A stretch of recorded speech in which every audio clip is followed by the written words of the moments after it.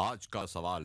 एक media scholar का कहना है कि सूरह आराफ की आयत नंबर 32 में जीनत के लफ्ज़ से मौसीकी और गाना वगैरह मुराद है। आपकी इसमें क्या तहकीक है? ये सारी चीज़ें अल्लाह की नेमतें हैं, बल्कि उस आयत में ऊपर इन नेमतों के बारे में अल्लाह ताला ये कहते हैं कि ये जितनी जीनत की चीज़ें मैंने पैदा की हैं, इन लोगों से पूछो इसको किसने हराम किया है। आपके इस सवाल का जवाब देने के लिए मुझे सूरह आराफ की आयत नंबर 31 और आयत नंबर 32 की मुख्तसर तशरीह अर्ज करनी होगी। आयत नंबर 31 में है, या बनी आदम खुज़ू ज़ीनतकुम इंद कुल्लि मस्जिदिन वकुलू वशरबू वला तुस्रिफू इन्नहु ला युहिब्बुल मुस्रिफीन। ए बनी आदम, हर मस्जिद के पास जीनत इख्तियार करो और खाओ पियो, इसराफ ना करो, बेशक अल्लाह ताला इसराफ करने वालों को पसंद नहीं करते। कुल मन हर्रम ज़ीनतल्लाहि अल्लती अखरज लिइबादिही वत्तय्यिबाति मिनर रिज़्क़। आप फरमा दीजिए, किसने हराम करार दिया है उस जीनत की उन चीज़ों को जो अल्लाह ताला ने अपने बंदों के लिए निकाली हैं और पाकीज़ा रिज़्क़ की चीज़ें। कुल हिय लिल्लज़ीना आमनू फ़िल हयातिद दुनिया खालिसतन यौमल क़ियामा। आप फरमा दीजिए कि ये चीज़ें नेक लोगों के लिए, ईमान वालों के लिए पैदा की गई हैं और क़यामत के दिन सिर्फ मोमिनीन के लिए ख़ास होंगी। कज़ालिका नुसर्रिफुल आयाति लिक़ौमिन यअलमून। इस तरह हम फेर फेर के आयात को बयान करते हैं इल्म वाली कौम के लिए। इन दोनों आयतों का पस मंज़र ये है कि हुज़ूर सल्लल्लाहु अलैहि वसल्लम की बिअसत से क़बल अरब के कुछ कबाइल तवाफ़ के लिए आते तो बग़ैर लिबास के तवाफ़ करते। उनका लॉजिक ये था कि इस लिबास में हमने गुनाह किए हैं, अब इन्हीं कपड़ों के साथ हम तवाफ़ करेंगे तो हम गुनाहों से पाक कैसे होंगे। दूसरा लॉजिक ये था कि जिस तरह हम गुनाहों से पाक होना चाहते हैं, इसी तरह हम चाहते हैं कि कपड़ों से भी कुछ देर के लिए पाक हो जाएं, खाली हो जाएं। बेआईनी इसी तरह खाने पीने की चीज़ों में वो बहुत एहतियात करते और बाज़ चीज़ों से परहेज़ करते कि हमें जफाकशी इख्तियार करनी है ताकि अल्लाह का कुर्ब हासिल कर सकें और गुनाहों से पाक हो जाएं। ये सूरत हाल अरब कबाइल में इतनी आम हो गई कि हुज़ूर सल्लल्लाहु अलैहि वसल्लम की बिअसत के बाद जब मुसलमानों ने लिबास के साथ अपने तवाफ़ का सिलसिला जारी रखा तो उन्होंने इन पर एतराज़ करना शुरू कर दिया कि इनको गुनाह माफ़ कराने का कोई फिक्र ही नहीं है और ये उन्हीं कपड़ों के साथ तवाफ़ करने में लग जाते हैं जो इन्होंने आम हालात में पहने होते हैं।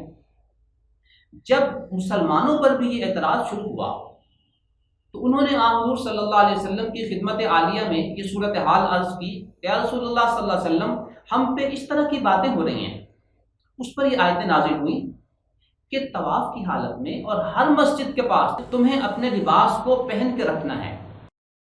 इसी तरह खाने पीने की चीज़ों से भी तुम्हें कोई मुमानत नहीं है, लेकिन इसराफ ना करो, यानी ना तो बिल्कुल खाना बंद करो और ना ही इसराफ करो, मियाना रवि इख्तियार करो।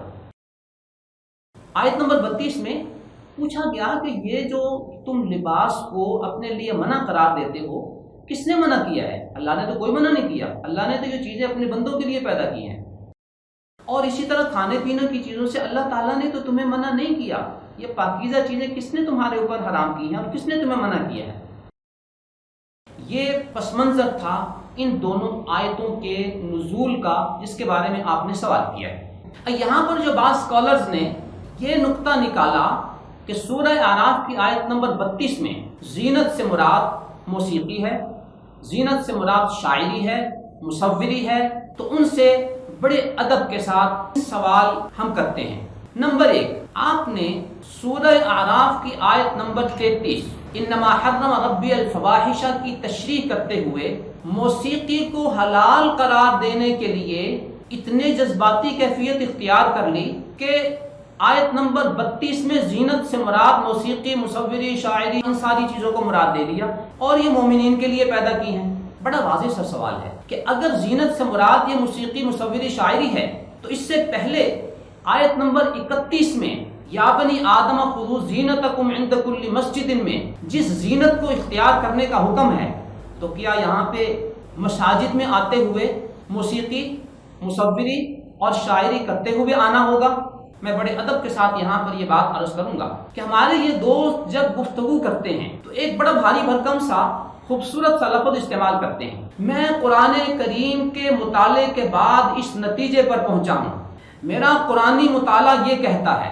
عجیب مطالعہ ہے کہ پورے قرآن کریم کے مطالعے کے دعوے کیے جاتے ہیں اور آیت نمبر 32 میں زینت سے مراد موسیقی لیتے ہوئے یہ نہیں پتا کہ آیت نمبر 31 میں مساجد کی طرف آتے ہوئے بھی اسی زینت کو اختیار کرنے کا حکم ہے، تو یہ موسیقی والا معنی وہاں پہ کیسے منطبق ہوگا؟ یہ ہے قرآنی مطالعہ، یہ ہے قرآنی ریسرچ، یہ ہے قرآنی تحقیق۔ تو آیت نمبر 32 میں اگر زینت سے مراد موسیقی لینی ہے تو آیت نمبر 31 میں آپ اپنے اس مفہوم کو ذرا واضح کر کے منطبق کر کے بتا دیجئے۔ خلاصہ کلام کہ حضور صلی اللہ علیہ وسلم کی بعثت سے قبل کفار نے ننگے طواف کا جو سلسلہ شروع کر دیا اور مسلمانوں پہ اعتراض کرنا شروع کر دیا کہ تم لباس پہن کر کیوں طواف کرتے ہو، تو مسلمانوں نے جب حضور صلی اللہ علیہ وسلم سے پوچھا تو اس کے جواب میں یہ آیات نازل ہوئی کہ لباس پہن کر طواف کرنا ہے اور اسی طرح کرتے رہنا ہے، اور صرف طواف کے لیے ہی نہیں بلکہ ہر مسجد میں لباس پہن کر آنا ہے۔ تو ان دونوں آیتوں میں زینت سے مراد لباس تھا، لہٰذا زینت سے مراد موسیقی وغیرہ لینا یہ ان اسکالرس کا خود ساختہ معنی تو ہو سکتا ہے، قرآنی مفہوم ہرگز نہیں۔ دعا ہے کہ اللہ تعالیٰ صحیح قرآنی فہم کی توفیق عطا فرمائے اور لوگوں کو قرآن کے نام پر گمراہ کرنے سے اللہ ہمیں بچائے، آمین ثم آمین۔